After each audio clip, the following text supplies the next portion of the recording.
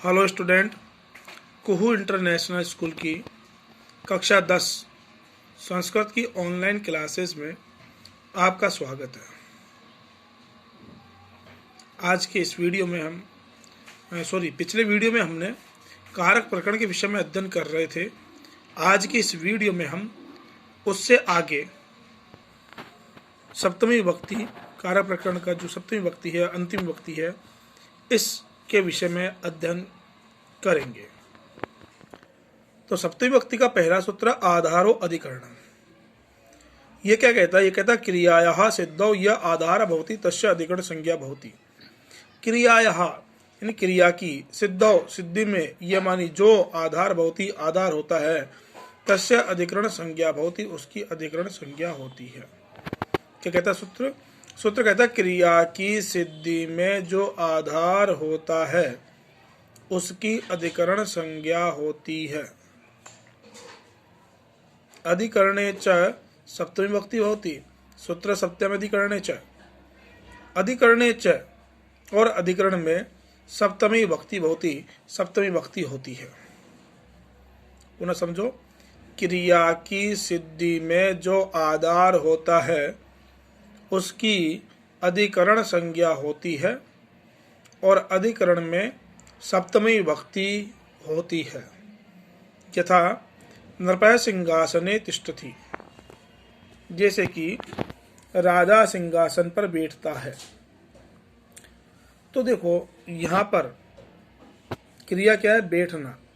तो बैठने का आधार कौन है? सिंहासन। भाई राजा बैठता है, पर कहाँ बैठता है, किसके ऊपर बैठता है? तो सिंहासन के ऊपर बैठता है। तो यहाँ सिंहासन आधार है और इसलिए यहाँ पर सिंहासन में सप्तमी विभक्ति का प्रयोग किया गया है।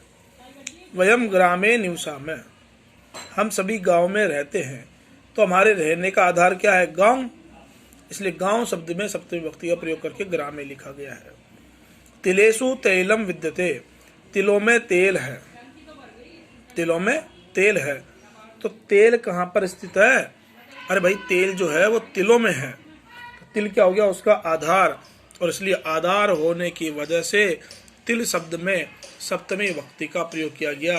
और एक तिल में तेल नहीं होता, सभी तिलों में तेल होते हैं, इसलिए यहाँ बहुवचन का प्रयोग किया गया। ठीक है। दूसरा सूत्र जो है, दूसरा नियम जो है वो ये है, यस्मिन् स्नेह क्रियते तस्मिन् सप्तमी विभक्ति भवति। यस्मिन् स्नेह क्रियते, जिससे स्नेह किया जाता है, तस्मिन् सप्तमी विभक्ति भवति, उसमें सप्तमी विभक्ति होती है। जिससे स्नेह करते हैं, जिससे प्रेम करते हैं, उसमें सप्तमी विभक्ति होती है। यथा जैसे पिता पुत्रे स्नीयति, पिता पुत्र से स्नेह करता है। पिता पुत्र से क्या करता है? स्नेह करता है। तो यहाँ स्नीयति यानी जिससे स्नेह करते हैं। तो यहाँ स्नेह किससे कर रहा है? पिता पुत्र से। इसलिए पुत्र शब्द में सप्तमी विभक्ति का प्रयोग किया गया और पुत्र का सप्तमी बन गई पुत्रे। ठीक है। तो पुनः समझे कि जिससे स्नेह करते हैं उसमें सप्तमी विभक्ति होती है। नियम नंबर 3 क्या कहता है? संलग्नार्थक शब्दानाम चतुरार्थक शब्दानाम च योगे सप्तमी विभक्ति भवति। कि संलग्न शब्दों में और चतुर शब्द में, यानी संलग्न शब्द, संलग्न जो अर्थ है तो इसके समानांतर शब्दों में, और चतुर अर्थ के समानांतर शब्दों में सप्तमी विभक्ति का प्रयोग किया जाता है। जैसे कि बलदेवः स्वकार्ये संलग्नः अस्ति, बलदेव अपने कार्य में संलग्न है। तो यहाँ संलग्न शब्द की वजह से स्वकार्ये, कार्ये शब्द में सप्तमी विभक्ति का प्रयोग किया गया। जयदेवः संस्कृते चतुर अस्ति, जयदेव संस्कृत में चतुर है। तो यहाँ चतुर शब्द की वजह से संस्कृते शब्द में सप्तमी विभक्ति का प्रयोग किया गया है। अंतिम नियम सप्तमी विभक्ति का, उसके पश्चात फिर कारक समाप्त। यदा क्रियायाः, सूत्र है यस्य च भावेन भावलक्षणम।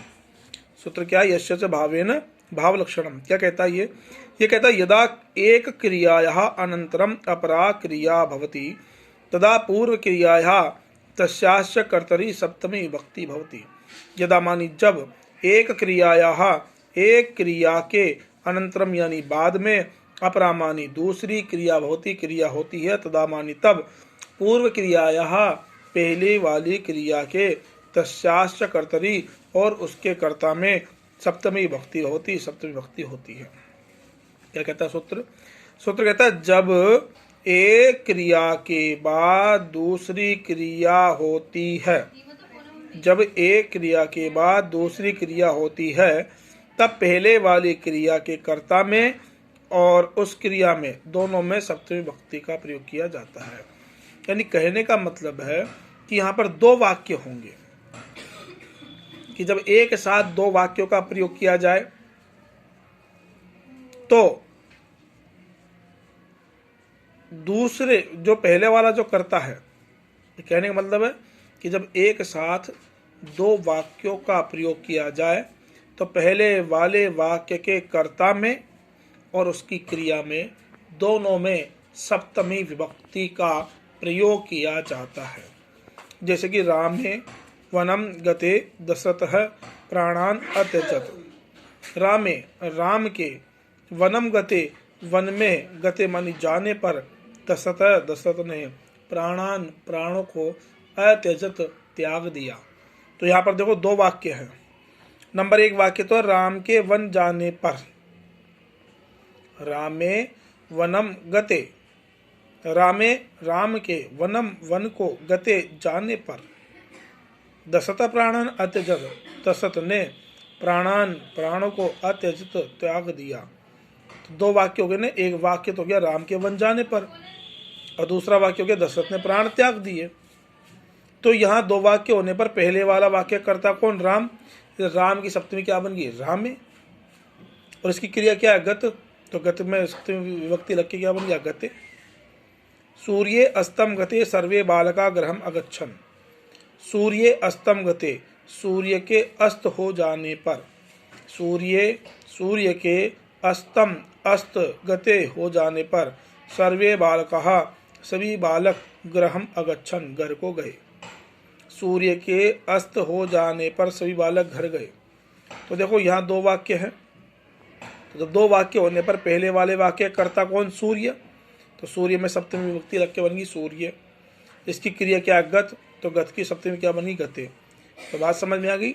सूत्र तो ये कहता है कि जब एक क्रिया के बाद दूसरी क्रिया का प्रयोग किया जाता है तो पहले वाली क्रिया में और उसके कर्ता में दोनों में सप्तमी विभक्ति का प्रयोग किया जाता है। लेकिन हम सामान्यतः या सरल भाषा में इसे समझें तो जब क्रमशः दो वाक्यों का प्रयोग किया जाए, जब क्रमशः एक साथ दो वाक्यों का प्रयोग किया जाए तो पहले वाले वाक्य के कर्ता में और उसकी क्रिया में दोनों में ही सप्तमी विभक्ति का प्रयोग किया जाता है। और इस प्रकार आपका कारक प्रकरण समाप्त होता है। ठीक है। और नेक्स्ट वीडियो में हम कोई नया टॉपिक लेंगे। आज की इस वीडियो में कारक समाप्त होता है। कुछ अभ्यास प्रश्न है जिनको हम देख लेते हैं। प्रश्न है अभिता शब्द से योगी विभक्ति भवति, तो कौन सी भक्ति होगी? द्वितीया। पहले का उत्तर होगा स। दूसरा है सह शब्द से योगी विभक्ति भवति, तो सह शब्द के योग में कौन सी भक्ति होती है? तो इसका उत्तर होगा पहला, तृतीया। सह शब्द के योग में तृतीय भक्ति का प्रयोग किया जाता है। अंग विकार विभक्ति भवति, अंग विकार विभक्ति कौन सी होती है? तो तृतीया। अधस्तनेषु चतुर्थी भक्ते कारणम अस्ति, नमः, नमः के योग में चतुर्थी भक्ति का प्रयोग किया जाता है। अधस्तनेषु पंचमी भक्ते कारणम अस्ति, पंचमी भक्ति कारण क्या है? उत्तर होगा अनंतरम। अधस्तनेषु पंचमी भक्ते कारणम अस्ति अनंतरम। अपादाने विभक्ति भवति पंचमी। रक्षार्थक धातूनाम योगे, रक्षार्थक धातूनाम योगे विभक्ति भवति, तो इसका उत्तर होगा पंचमी। कारकाणाम संख्या अस्ति, तो संस्कृत में कारक होते षट, षट कारकाणी सन्ति। संबोधने विभक्ति भवति प्रथमा, संबोधने विभक्ति भवति प्रथमा। संबोधन विभक्ति कौन सी होती है? प्रथमा। अधस्तनेषु रेखांकित शब्देषु विभक्ते कारणम लिखत, तो ग्रामम परितः क्षेत्राणि संति, यहाँ ग्रामम को रेखांकित किया गया, ग्रामम में द्वितीय विभक्ति का प्रयोग किया गया, क्योंकि इसका कारण होगा परितः शब्द से योग्य द्वितीय विभक्ति भवति। कविषु कालिदास श्रेष्ठ, कविषु में सप्तमी विभक्ति का प्रयोग किया गया है, और इसका जो कारण है वो कारण मैंने आपको बताया था कि जब बहुतों में से किसी एक का चयन किया जाए, जब बहुतों में से किसी एक का चयन किया जाए तो जिसमें से चयन किया जाए उसमें षष्ठी विभक्ति और सप्तमी विभक्ति का प्रयोग किया जाता है। इसका कारण है यदा बहुषु कस्यचित् एकस्य जाति गुणी क्रिया भी विशेषता प्रदर्श्यते यस्माच्च विशेषता प्रदर्श्यते तस्मिन् षष्ठी विभक्तेः अथवा सप्तमी विभक्तेः च प्रयोगः भवति। हरे रोचते विभक्ति, हरे में चतुर्थी विभक्ति का प्रयोग किया गया है। प्रत्यर्थानां धातूनां प्रयोगे चतुर्थी विभक्ति भवति। हरि वैकुंठम अधिशयते, वैकुंठम में द्वितीय विभक्ति का प्रयोग किया गया है। सूत्र अधिसिंह स्थासाम कर्म है, सूत्र है अधिसिंह स्थासाम कर्म है। कारण क्या है? अधि उपसर्ग पूर्वक सिंह स्था आज धातूनां प्रयोगे द्वितीय विभक्ति भवति। कृषक ग्रामम अजाम नयति, यहाँ ग्रामम में द्वितीय विभक्ति का प्रयोग किया गया है। कारण है कि द्विकर्मक धातूनां योगे द्वितीय विभक्ति भवति। साधु कर्णाभ्याम बधिर अस्ति, कर्णाभ्याम में चतुर्थी विभक्ति तृतीय विभक्ति का प्रयोग किया गया है, और कारण है येनांग विकार, येन विकृतेन अंगेन अंगेन विकारो लक्ष्यते तथा तृतीयाशात।